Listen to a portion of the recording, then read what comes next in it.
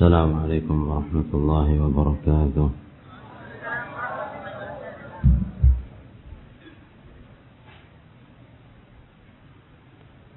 الحمد لله والصلاة والسلام على رسول الله وعلى آله وصحبه ومن والاه، وأشهد أن لا إله إلا الله وحده لا شريك له، وأشهد أن محمدا عبده ورسوله صلى الله عليه وسلم تسليما كثيرا. أما بعد، mikrofon yang empuk ini sekarang lebih enak daripada yang semalam. Baik, ikhwani fillah, Palestina azizatun fi qulubina, mulia di hati kita semua. Palestina terhormat di hati seluruh kaum muslimin. Di sana ada Baitul Maqdis, Masjidul Aqsa sebagai kiblat pertama umat Islam di dalam ibadah sholatnya sebelum berpindah ke Ka'bah. Palestina bagian dari negeri Syam yang memiliki sekian banyak keutamaan di mata syariat. Oleh sebab itu para ulama mereka menuliskan beberapa keutamaan-keutamaan yang diambil baik dari Al-Quran maupun dari As-Sunnah. Setidaknya kita akan menyebutkan secara singkat. Kemudian setelah itu solusi atas apa yang menimpa saudara-saudara kita di sana. Keutamaan Palestina yang merupakan bagian daripada negeri Syam minim ada 5. Yang pertama, Ardun Mubarakah, bumi Allah subhanahu wa ta'ala yang penuh dengan berkah. Tidak tanggung-tanggung di dalam Al-Quran Allah subhanahu wa ta'ala sampai abadikan di 5 ayat, di 5 tempat yang menjelaskan mengenai berkahnya negeri Syam dan di antaranya Palestina. Allah subhanahu wa ta'ala berfirman dalam surat Al-A'raf, wa awrathna al-qawma alladhina kanu yustad'afuna masyariqal ardi wa magharibaha. Kami pusakakan kepada manusia-manusia yang tertindas, kami berikan kepada mereka orang-orang yang teraniaya.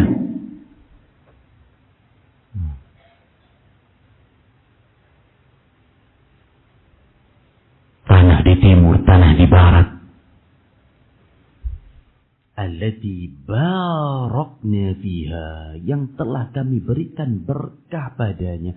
Ketika sampai pada ayat ini berkata para ulama tafsir, ahli tafsir, yang dimaksud pada ayat tersebut negeri yang diberkahi oleh Allah subhanahu wa ta'ala adalah Asyam. Tidak hanya terhadap Palestina.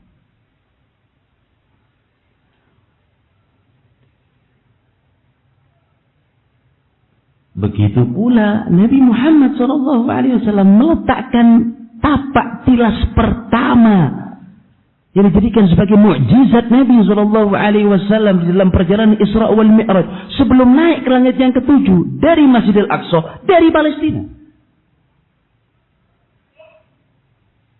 Subhanalladzi asra bi'abdihi lailan minal masjidil harami ilal masjidil aqsa alladzi barakna haulah. Maha suci Allah subhanahu wa ta'ala yang telah memperjalankan hambanya Nabi Muhammad sallallahu alaihi wasallam dari Masjidil Haram menuju ke Masjidil Aqsa, Palestina, yang kami berikan berkah. bahkan pada daerah-daerah sekitarnya.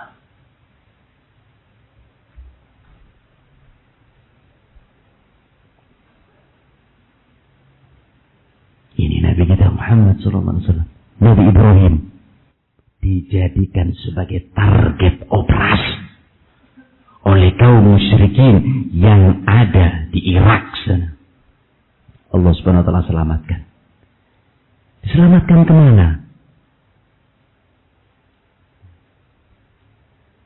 Mengarah ke negeri apa Nabi Ibrahim? Menyelamatkan keimanan dan agama beliau. Allah Subhanahu wa taala tegaskan dalam surat Al-Anbiya, wa aradu bihi kaidan. Mereka ingin membuat makar, paganis kepada Nabi Ibrahim. Wa najjaynahu wa Lutan. Kemudian kami selamatkan Nabi Ibrahim dan Nabi Lut ilal ardil lati barakna fiha lil alamin, menuju kepada negeri yang kita berikan berkah kepada umat manusia di sana. Ibrahim dari Irak menuju ke Palestina. Yang disebutkan pada ayat ini, Allah Subhanahu wa taala berikan berkah padanya.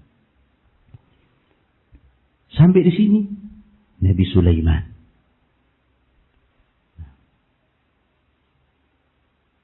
Karena memang kerajaan Sulaiman ada di Palestina. Allah Subhanahu wa taala tegaskan dalam surat Al-Anbiya, wali Sulaiman ar-riha 'asifatan. Kami tundukkan angin yang berhembus kencang kepada Nabi Sulaiman, prajuritnya. Di antaranya adalah angin. Ditundukkan kepada Nabi Sulaiman. Ilal ardhil lati barakna fiha. Maka angin-angin itu berhembus menuju negeri yang kami berikan berkah kepadanya. Nah, karena memang singgasana Sulaiman ada di negeri Palestina. Nah, tidak hanya itu. Bahkan Allah Subhanahu wa taala bersumpah di dalam Al-Quran menggunakan nama makhluk. Makhluk ini adanya di Palestina. Dan Allah Subhanahu wa taala tidak bersumpah dengan menggunakan nama makhluk, melainkan makhluk ini memiliki kemuliaan. Ayatnya semua kita hafal. Wattini wazzaitun waturi sinin. Demi buah tin, demi buah zaitun, dan demi bukit Tur Sina. Di mana Tur Sina ini? Sebelah barat, Palestina. Palestina bagian barat. Bukit suci Tur Sina. Yaitu bukit yang di mana Allah Subhanahu wa taala mengajak Nabi Musa untuk berbicara di bukit itu. Adanya di mana? Palestina. Allah Subhanahu wa taala abadikan nama itu dalam Al-Qur'an.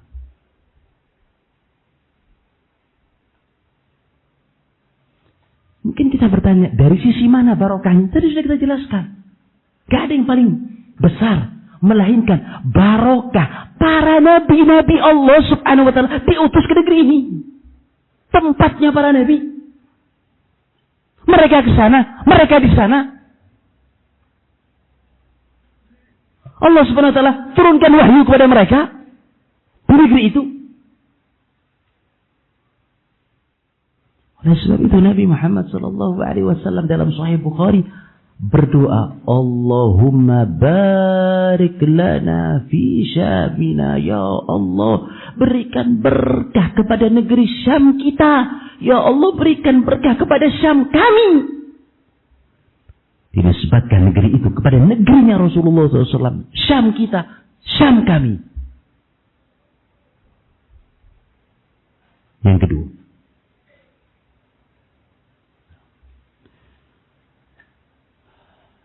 bumi Syam adalah tempat berkumpulnya umat manusia kelak pada hari kiamat.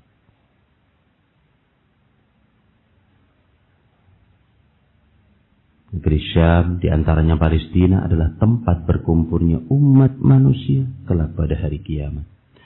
Allah Subhanahu wa taala berfirman dalam surat Al-Hasyr, "Huwallazi akhrajal ladzina kafaru." Dialah Allah Subhanahu wa taala yang mengeluarkan orang-orang kafir min ahlil kitab, dari kalangan ahlul kitab, min diyarihim, dari kampung-kampung mereka, li awalil hasyr, pada saat pengusiran pertama.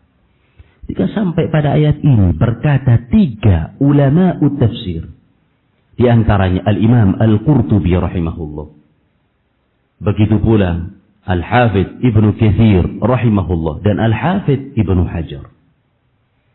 Mereka menjelaskan dari ayat ini nampak sekali bahwasanya Syam adalah negeri penghimpunan umat manusia ketika terjadinya hari kiamat.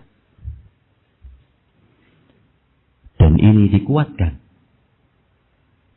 dengan hadis Nabi SAW yang diriwayatkan oleh Imam Ahmad. Rasulullah pernah bersabda kepada para sahabat, "Hahuna tuhsyarun." Kesana kalian akan dikumpulkan. "Hahuna tuhsyarun." Kesana kalian akan dikumpulkan. Nabi SAW ulangi ini sebanyak 3 kali. Rukaban wahufatan wa ala wujuhikum. Kalian akan ke sana dengan menggunakan kendaraan yang punya. Kalian akan ke sana dengan berjalan kaki. Dan kalian akan ke sana dengan wajah-wajahmu.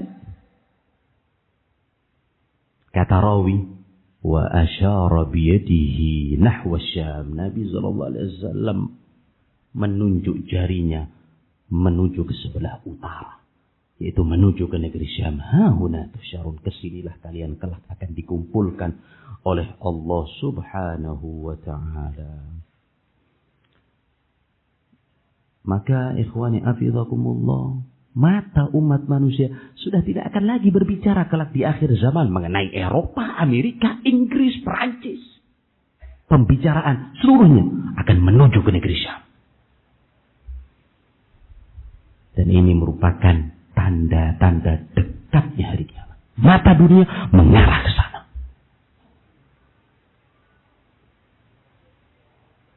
Yang keempat. Yang keberapa? Yang ketiga. Para malaikat menggepakkan sayapnya kepada negeri ini. Para malaikat menggepakkan sayapnya pada negeri ini dalam kondisi aman, apalagi dalam keadaan goncang. Nabi SAW bersabda dalam hadis Zaid bin Thabit.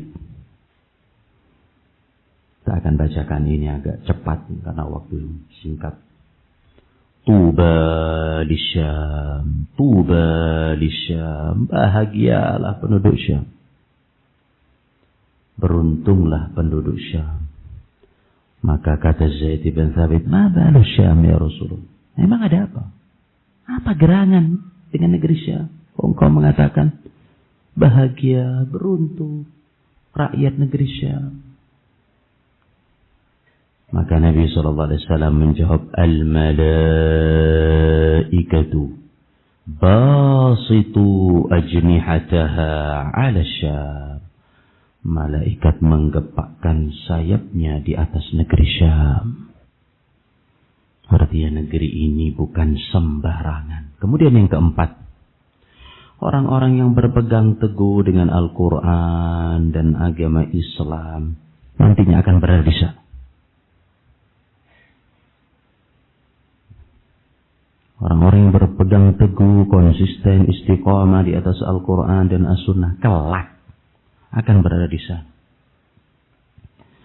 Dalam riwayat Imamul Hakim, Nabi SAW pernah bersabda, "Inni ra'aitu umudal kitab intaza'a min tahti wisadati." Aku melihat penyangga Al-Quran dicabut dari bawah tempat dudukku. Aku melihat, ini ra'aitu umudal kitab, penyangga-penyangga Al-Quran, yaitu orang-orang yang senantiasa berpegang teguh dengan Alkitab was Sunnah. Intaza'a min tahti wisli, cabut dari bawah tempat duduk. Fa'atba'ahu basari fa'idha huwa nurun sati'un ila Syam. Kemudian saya mendapati cahaya. Yang cahaya itu memanjang.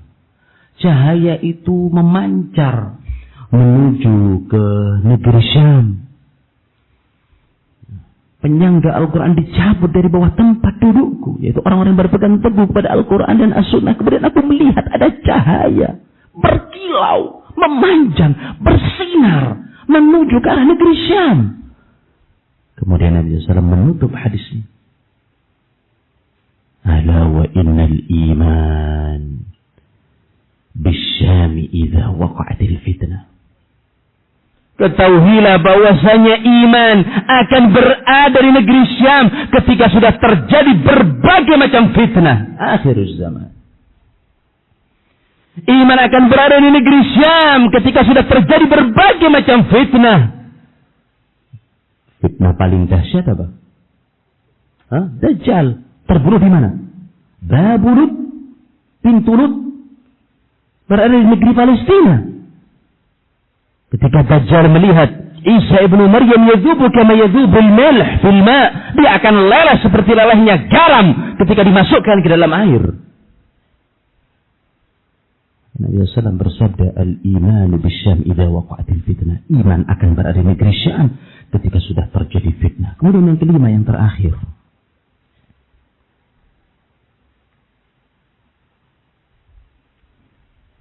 yang disyariatkan kita untuk menziarahinya, yaitu Masjidul Aqsa, satu dari 3 masjid.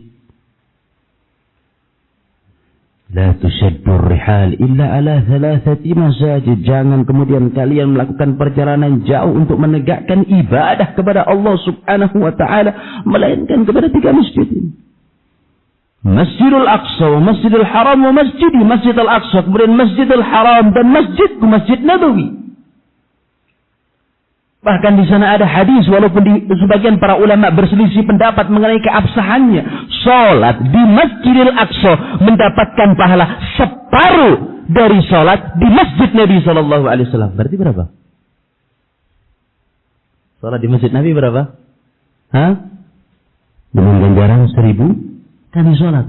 Berarti yang sholat di Masjidil Aqsa mendapatkan berapa? 500.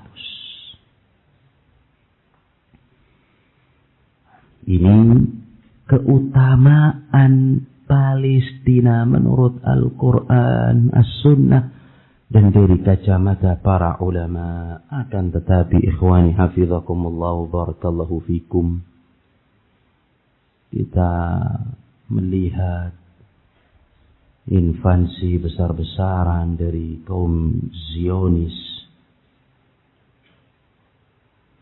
memporak-porandakan saudara-saudara kita, korban berjatuhan, mayoritasnya kaum wanita dan anak-anak.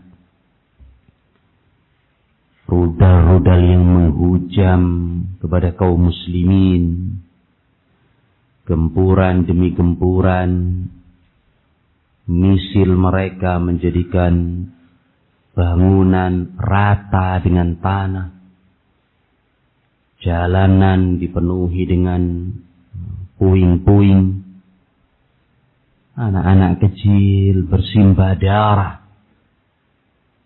Malam gelap gulita, nggak ada listrik, nggak ada pakaian untuk menghangatkan tubuh mereka di musim dingin. Ketika musim dingin sangat dingin negeri Syam, Palestina. Di bulan 11, di bulan 12, nggak ada pakaian yang bisa untuk menghangatkan tubuh mereka. Nggak ada tempat untuk bernaung. Sedikitnya makanan dan minuman, bahkan bantuan sosial sulit sekali untuk masuk. Tak diperbolehkan oleh kaum Zionis. Gak ada keluarga yang bisa dijadikan tempat untuk saling berbagi duka. Nah, belum lagi jet tempur yang selalu keliling di atas rumah-rumah mereka. Ditambah lagi masuknya pasukan darat dengan tank-tank yang ada. Maka bagaimana sikap kita, sikap kaum muslimin, sikap ahli sunnati wal jamaah? Kita akan membacakan, lihat baik dengan bahasa yang singkat dari khutbah yang ditranskrip dan ditulis oleh murid-muridnya Syekh Ali Hudzaifi hafizahullahu ta'ala wa ra'ah. Beliau berkhutbah dalam judul Ihtilalul Yahud wa Asbabul Intisar alaihim. Bagaimana penjajahan kaum Yahudi dan apa saja faktor-faktor yang bisa untuk memenangkan kaum muslimin atas mereka. Pada khutbah itu Syekh menyebutkan sekitar 6 solusi bagi saudara-saudara kita yang ada di sana.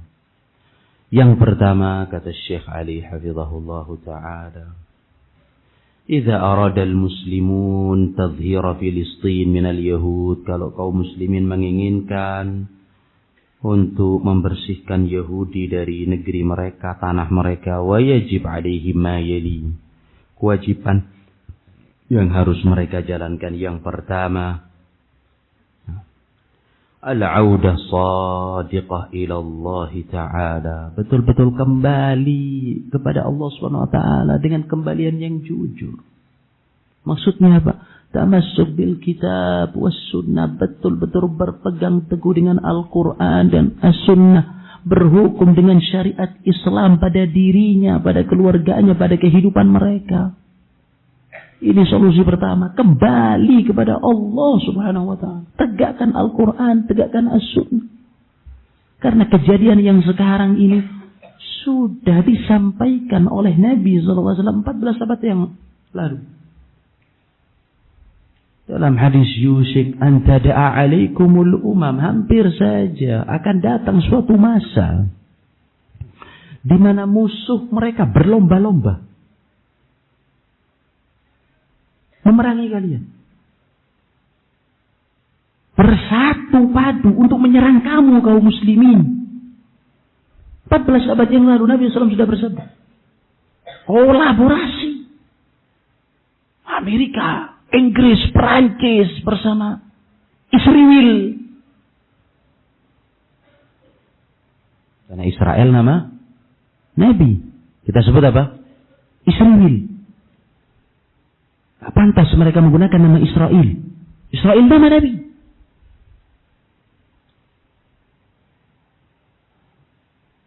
Yusik an tada'a alaikumul umam, akan datang suatu masa di mana musuh-musuh Islam, a'da'uddin, mereka saling kolaborasi, bersatu padu untuk memerangi kamu.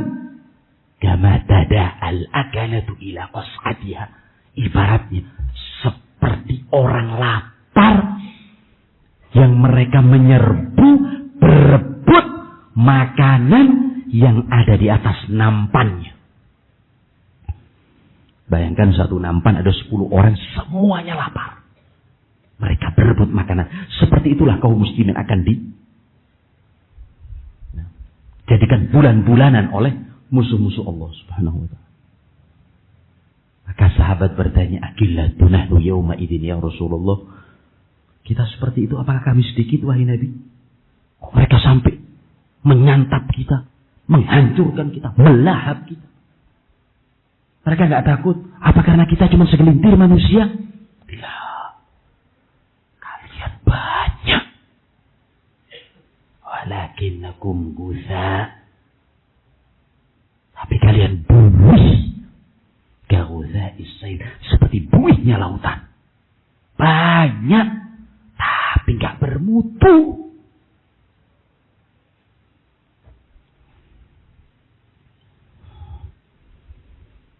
Maka solusi yang pertama, kembali kepada Allah.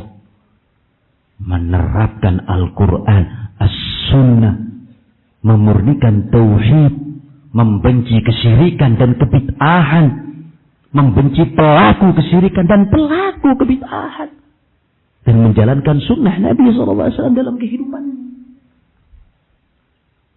Dalam hadis yang lain, Nabi SAW bersabda dalam hadis Ibnu Umar yang diriwayatkan oleh Abu Dawud, sallallahu alaikum dzullan. Allah Subhanahu wa taala akan menimpahkan kepada kalian kehinaan, rendah, enggak jaya, enggak dipandang. Allah Subhanahu wa taala timpakan kepada kita kerendahan, kehinaan. Nah, la yanzi'uhu hatta turaji'u dinakum. Kehinaan ini tidak bisa terangkat. Terhinaan ini tidak bisa diobati. Gak akan hilang kerendahan kaum muslimin sampai mereka kembali kepada agamanya.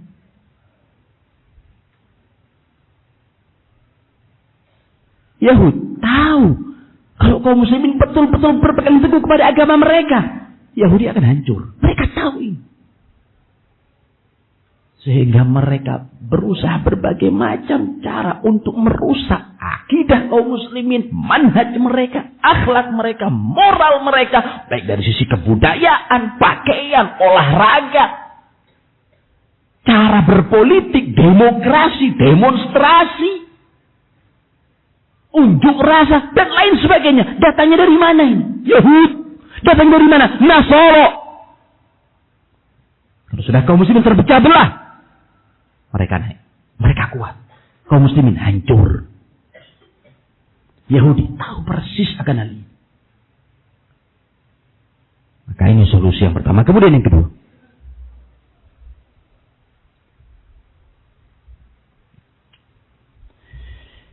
تظهير بلاد الإسلام من مظاهر الشرك عند الأضرحة وفي معابد الوثنية.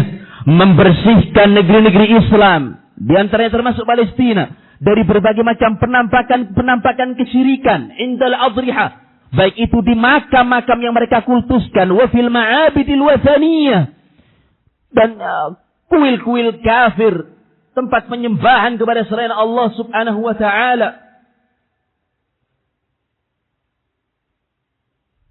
Bagaimana kita akan bisa menang kepada kaum Yahudi? Mereka sebelum turun ke medan pertempuran menyembah kepada kuburan. Pastikan jihad yang Anda teriak-teriakkan itu, apa tujuannya? Pastikan front-front tersebut, hizb-hizb itu, partai-partai yang ada di sana, untuk apa tujuannya jihad? Apakah betul untuk meninggikan kalimat la ilaha illallah? Karena fakta yang ada, mereka turun ke medan jihad. Sebelum turun, pakai jimat. Baca mantra-mantra. Supaya kebal dari senpi senjata api. Ada di antara mereka turun ke medan jihad.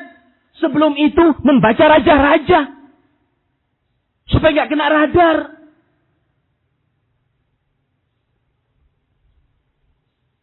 Di antara mereka nggak turun ke medan jihad. Sebelum tawaf, mengelilingi kuburan wali yang mereka keramatkan. Hayya ala salat, hayya ala falah. Gak ada yang salat. Ya apa mau menang?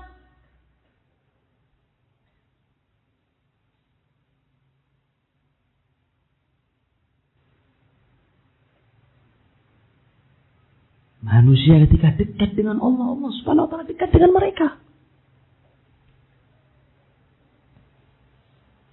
Allah Subhanahu wa taala menegaskan dalam Al-Qur'an, alladzina amanu wa lam yalbisu imanahum bizulmin. Orang-orang yang beriman dan tidak mencampur adukkan keimanan dengan kezaliman. Maksudnya kezaliman di sini adalah apa? Syirik. Apa janji Allah? Ulaika lahumul amn. Allah kasih keamanan. Stabilitas negara akan dikasih rakyat ini tentram.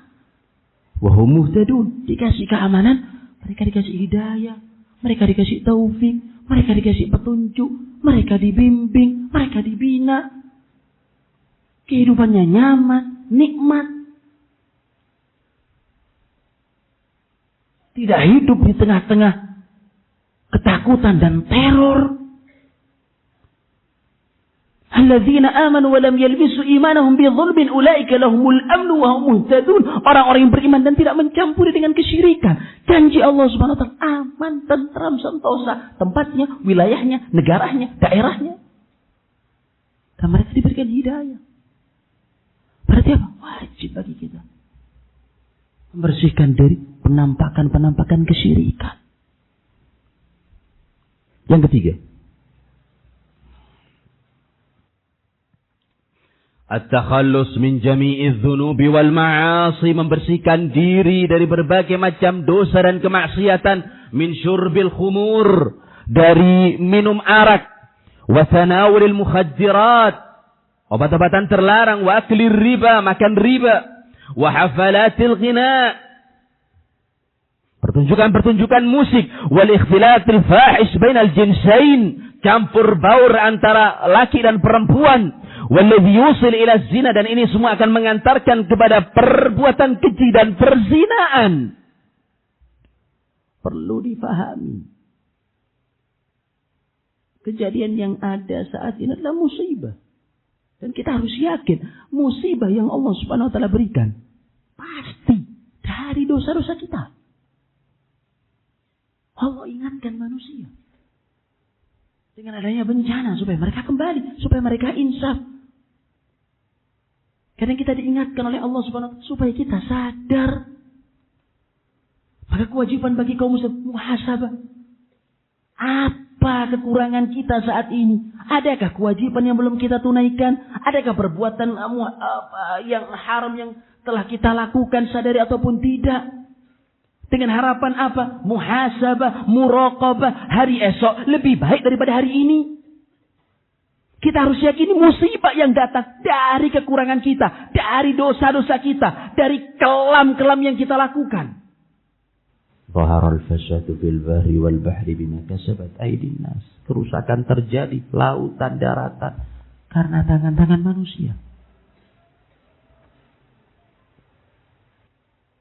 Liyudziqahum ba'd alladhi 'amilu. Dikasih oleh Allah Subhanahu wa taala. Supaya apa? Mereka merasakan hasil dari tangan yang mereka lakukan, perbuat. La'allahum yarji'un, supaya mereka balik ke jalan Allah. Supaya mereka kembali. Oleh sebab itu kata Ali bin Abi Thalib, "Ma nazala al-bala illa bi dhanbin." Bala tidak akan turun kecuali karena dosa. Wa ma nuzi'a illa bit taubah, dan bala tidak akan terangkat oleh Allah Subhanahu wa taala kecuali dengan taubat yang sebenar-benarnya, taubat nasuha, basahi lidah dengan istighfar dan zikir kepada Allah Subhanahu wa taala.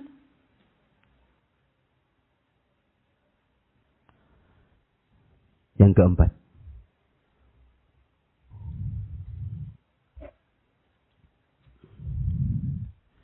al-ibtiad an asbabil furqati wal ikhtilaf, menjauhi berbagai macam sebab-sebab perpecahan dan perselisihan.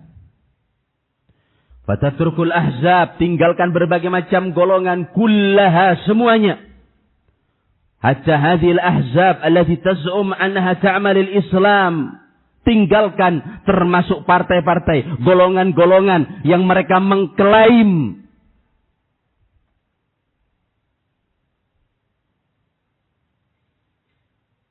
untuk kemaslahatan kaum muslimin. Golongan-golongan yang senantiasa syiar mereka adalah untuk kebangkitan Islam.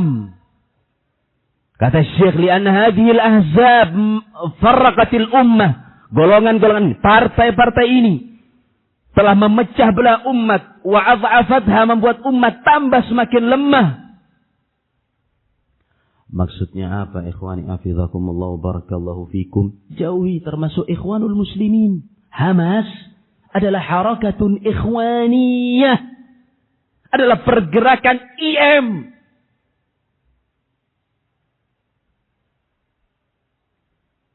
Yang meletakkan tangan-tangan mereka kepada Syiah.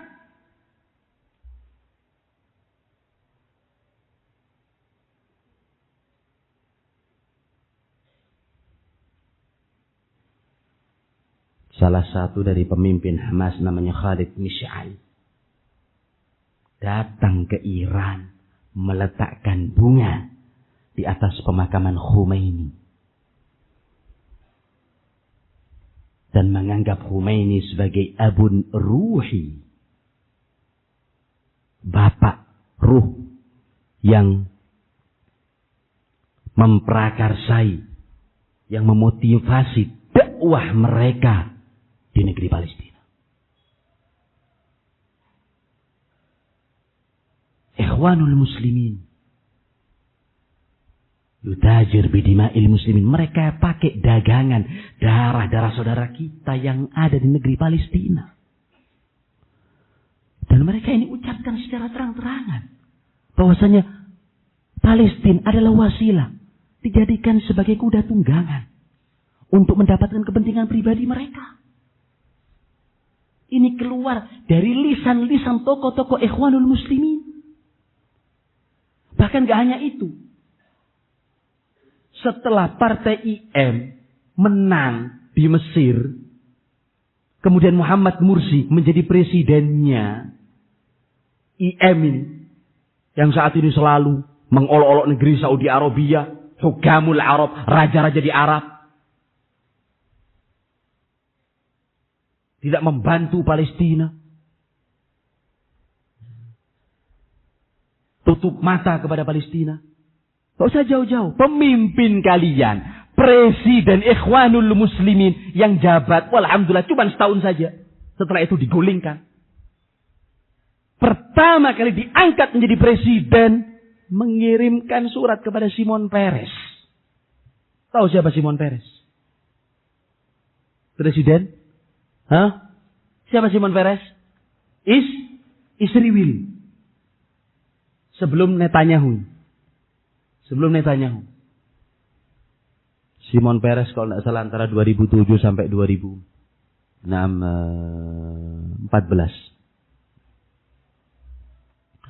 Muhammad Mursi mengirim surat kepada Shimon Peres dan membuka kalimat risalahnya, suratnya dengan mengatakan Azizi wa Sadiqil Azim. Bayangkan, Shimon Peres disebut sebagai Azizi yang terhormat, Sadiqi kawanku Al-Azim yang agung. Mana izahnya Islam?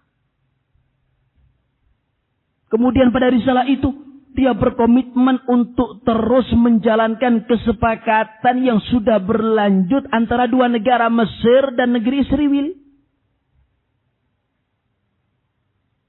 Kemudian khatama risalatahu, dan dia tutup pesan risalah tersebut dengan mengatakan Sadiqumul wafi, teman engkau yang setia, Muhammad Mursi. Setahun setelah itu digulingkan. Ini Ikhwanul Muslimin. Kenapa Ikhwanul Muslimin tidak berkata kepada presidennya Muhammad Mursi pada saat itu, buka perbatasan, ayo kita berangkat serang Yahudi. Sekarang kewar-kewar yang dihina adalah raja-raja negeri Arab, negeri Tauhid. Bahkan salah satu dedengkot Ikhwanul Muslimin, di antaranya Mahmud Az-Zahad, salah satu pemimpin Harakatul Hamas, pergerakan Hamas. Dan ini tersimpan dalam bentuk audio dan video. Dia mengatakan, Filistin binisbah lana, Palestina bagi kami, kata Hamas. Nah, Mahmud Zahad, salah satu pemimpin yang ada di sana, Hamas. Mithlul ladzi ya'ti bimiswak. Perkara Filistin itu seperti orang yang pakai miswak, siwak. Jadi Palestina dianggap siwak. Yunazzif asnanahu faqat. Itu tujuan untuk membersihkan giginya saja. Palestina untuk membersihkan giginya saja.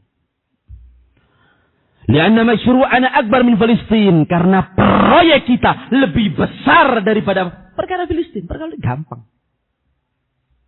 Artinya apa? Palestina bagi Ikhwanul Muslimin adalah perkara yang remeh, perkara yang receh, perkara yang kecil, nggak perlu banyak usaha, nggak perlu banyak pengorbanan. Qatalahumullah, Mereka jadikan Palestina sebagai panjatan di atas pundak-pundak mereka untuk mendapatkan kenikmatan duniawi.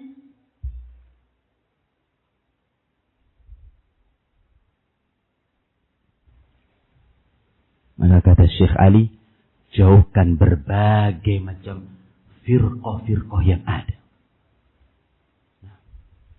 Kemudian yang kelima, an ya'tazal muslimuna bidinihim, bagi kaum muslimin hendaknya mereka bangga dengan agama Allah Subhanahu wa taala, wa an yu'alliqu qulubahum billah, penatkan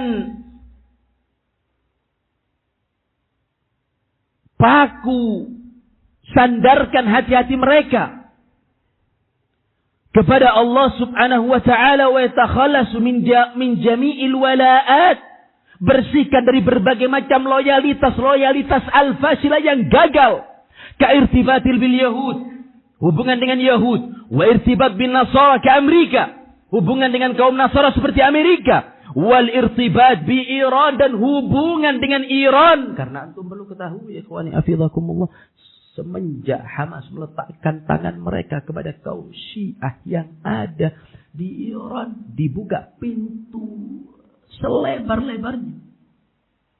Ideologi Syiah, Itsna Asyariyah, Al-Ja'fariyah, Al-Imamiyah, Ar-Rafidah masuk ke Gaza. Bahkan mereka menempelkan poster Qasim As-Sulaimani dan mengancam, barang siapa yang merobek-robek poster Qasim As-Sulaimani maka akan diambil dan disiksa. Qasim Sulaiman adalah orang yang bertanggung jawab atas terbunuhnya ribuan kaum muslimin Ahlus Sunnah wal Jamaah di Irak. Qasim Sulaiman adalah militannya Syiah Rafidah di Iran. Ditempelkan posternya di Gaza. Kaum muslimin diancam jangan sampai ada yang menyobek posternya. Sampai seperti itu. Kemudian dirayakan peringatan Al-Husainiyat pada hari Ashura di Palestina, di Gaza. Semenjak apa ini? Letakkan tangan kepada kaum Syiatul Rafidah di Iran. Penting untuk kita memahami, ikhwani hafizakumullah barakallahu fikum. Jangan kemudian kita tertipu dengan syiar Ditul Yahud, kita melawan kaum Yahudi. Sebagaimana yang kita sebutkan semalam, Yahudi menghancurkan Filistin, Syiah lebih parah menghancurkan kaum muslimin Syria, Yaman, Libanon, Irak, sampai detik ini, sampai saat ini.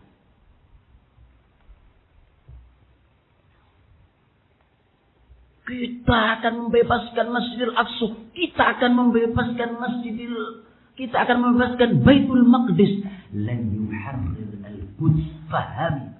Gak akan kejayaan Islam dipegang oleh orang-orang yang mencela Abu Bakar, Umar dan Utsman dan para sahabat Nabi ridwanullah alaihim ajma'in. Karena Syekhul Islam Ibnu Taimiyah pernah mengatakan, laisa fil juyush al-mu'ayyidah al-mansurah, enggak ada tentara yang akan Allah Subhanahu wa taala menangkan, yang akan Allah Subhanahu wa taala kuatkan, jaisul rafidhi, pasukan Syiah.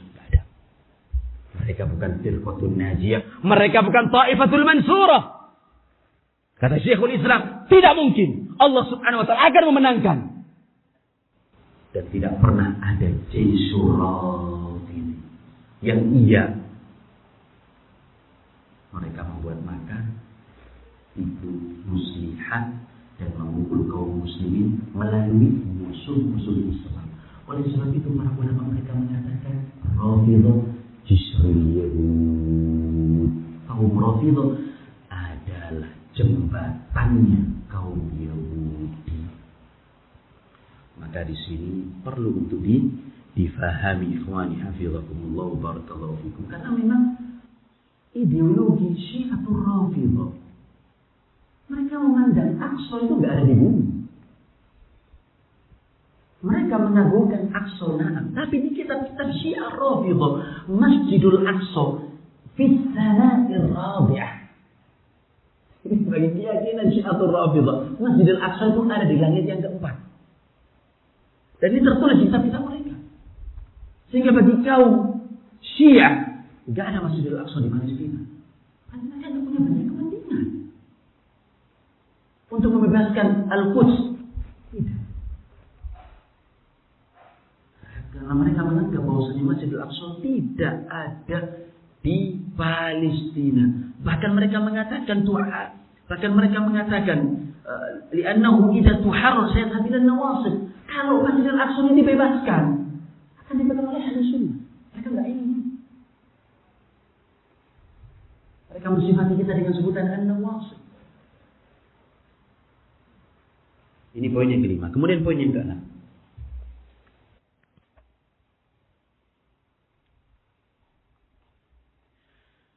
La budda an yakuna al-jihad asy-syar'i munazzaman. Jihad itu harus terorganisir. Wa an yabta'idu 'anil aswiyat, menjauhi yang namanya acak-acakan. Wa hadza lan yasul illa bi siyasatil hakimah. Jihad tidak akan bisa terjadi kecuali dengan strategi yang bijak. Artinya ketika jihad enggak cuma bermodal iskariman au mujahida, teriak iskariman au mujahida, hidup mulia atau mati syahid. Enggak cuma ini. Jihad butuh apa? Imam. Jihad butuh apa? Tanzim, siasat. Anda mau berangkat jihad ke Palestina, di bawah bendera siapa?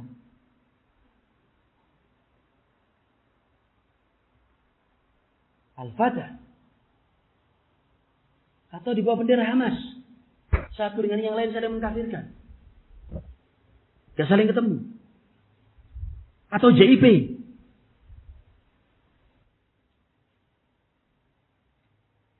Ada Al-Fatah. Ada Hamas. Ada JIP. Jihad Islami Palestina. Atau mungkin Anda akan buat laskar sendiri. Front baru. Bendera yang lain. Dengan bendera apa kita akan berjihad? Sebab itu Syiah menyatakan jihad ini butuh siasat. Gak cuma bonek. Pondok nekat. Butuh imam, butuh kepemimpinan.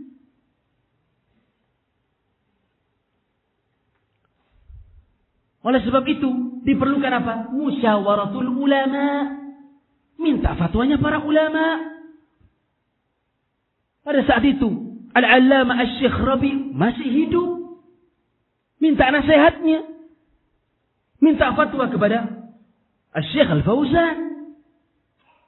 Hafizahullah ta'ala wa ra'ah. Minta nasihat kepada Syekh Abdul Muhsin Al-Abbad. Dari kalangan para ulama ar-rasikhin fil ilm. Orang-orang yang mumpuni, mapan dari sisi keilmuan. Kalau dia cuma sekedar lempar rudal, anggap 50 dikirim.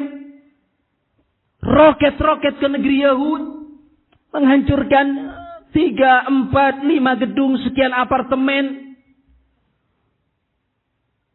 Belasan Yahudi wafat. Kemudian senang gembira. Setelah itu apa? Dibalas oleh kaum Yahudi, ikhwani hafizakumullah, ratusan rumah-rumah kaum muslimin hancur. Wa'syarat syawari' mi'atil buyut. Puluhan jalanan dipenuhi dengan jasad-jasad manusia. Kemudian setelah itu kaum-kaum Yahudi akan membunuh para sipil, lelaki dan wanita dari berbagai macam umur. Bayangkan ikhwani hafizakumullah barakallahu fikum, 4 bulan lebih dari 30.000 korban genosida Yahudi. Setelah dikirim rudal oleh Hamas. Korbannya siapa? Kaum muslimin. Kita berbicara seperti ini karena menganggap dima'ul muslimin azizah alaina. Darah-darah mereka berharga bagi kami.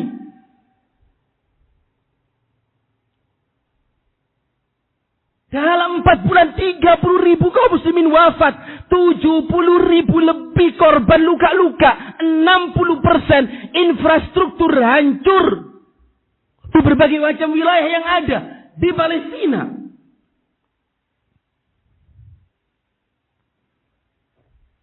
Bahkan beberapa bulan yang lalu, 100 warga tewas ketika Israel melemparkan roket ke arah kerumunan warga yang sedang menanti pembagian bantuan kemanusiaan di Gaza.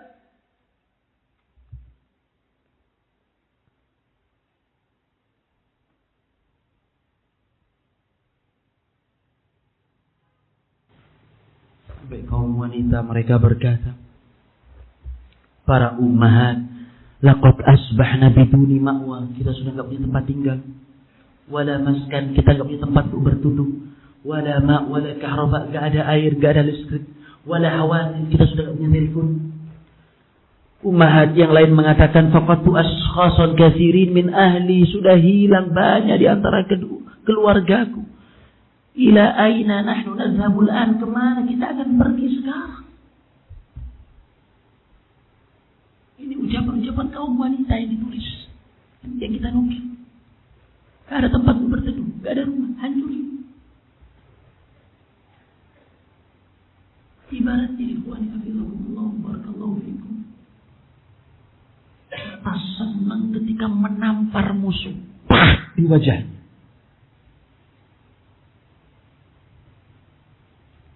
Kemudian setelah itu musuh mematahkan satu persatu jari jemari kita. Setelah itu tangan, setelah itu kepala, setelah itu badan, setelah itu kaki.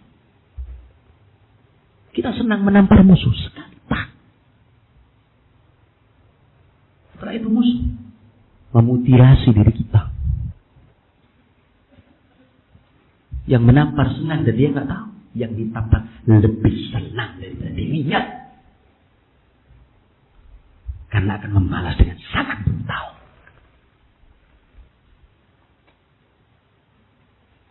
Apa yang perlu dilakukan? Hikmah bijaksana.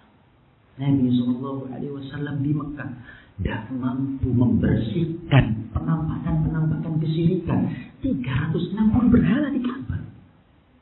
Nabi SAW sabar. Para sahabat dilukai, fisik, ucapan, celaan, cercaan, dihina. Mereka disiksa habis-habisan. Gak hanya itu, Nabi Muhammad SAW dicemooh, direndahkan, dijatuhkan kredibilitasnya, dikatakan pendusta, dikatakan dukun, dikatakan sihir. Gak hanya itu, diganggu juga fisik, dilempari dengan kotoran unta ketika beliau dalam keadaan sholat. Dan para sahabat cuma bisa melihat, gak bisa membantu. Sampai datang putrinya ya Fatimah. Rasulullah sabar. Alam tara ila alladzina qila lahum kuffu aydiyakum, diabadikan dalam Al-Quran. Tidaklah kalian melihat kepada orang yang dikatakan kepada mereka, kuffu aydiyakum, tahan tangan-tangan kalian. Belum waktunya. Sabar. Belum saatnya. Atur strategi lebih tepat. Kumpulkan senjata. Kufu aydiyakum, tahan kalian. Bahkan sebelum Nabi SAW hijrah, datang kaum Ansor dari Madinah yang melakukan perjanjian Al-Aqabah di kota Makkah. Kemudian suku kaum muslimin dari kota Madinah meminta izin kepada Nabi SAW. Mereka ingin menyerang hayyun min ahya'i Quraisy. Satu kampung, gak semua, satu kampung dari suku Quraisy akan mereka serang. Karena kampung ini suka mengganggu Nabi SAW. Apa jawaban Rasulullah? Inilah umat kita. Saya belum diperintahkan untuk itu. Tahan dulu sabar. Sampai Nabi SAW pindah ke kota Madinah. Kekuatan sudah ada. Allah SWT izinkan. Gak hanya itu.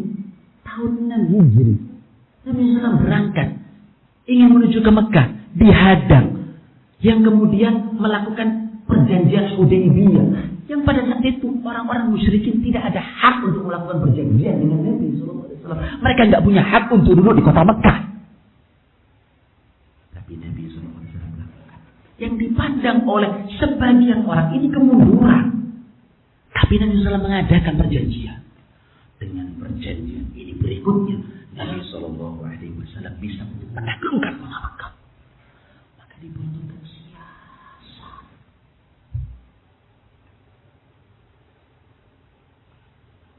Ini perkara yang keenam. Ikhwani hafizakumullah wa barakallahu fikum. Maka kaum muslimin harus bijak, harus menggunakan akal rasional, dan kita harus mengetahui bahwasanya dima'ul muslimin di Filistin, darah saudara-saudara kita di Filistin azizatun alaina, sangat kita sayangi.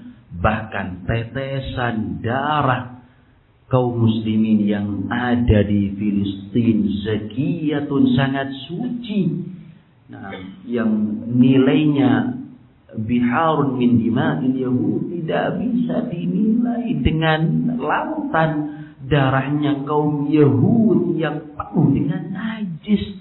Maka kita doa kepada saudara-saudara kita, semoga Allah Subhanahu wa taala memberikan kesabaran kepada mereka dan memberikan pertolongan, dan kemudian Allah Subhanahu wa taala menghancurkan daripada a'da'uddin kaum Yahud, kaum Nasara, baik di Filistin maupun di seluruh negeri Islam. Wallahu taala a'lam. Wa sallallahu ala nabiyyina Muhammad wa ala alihi wa sahbihi wa sallam. Subhana rabbika rabbil izzati amma yasifun wa salamun alal mursalin walhamdulillahi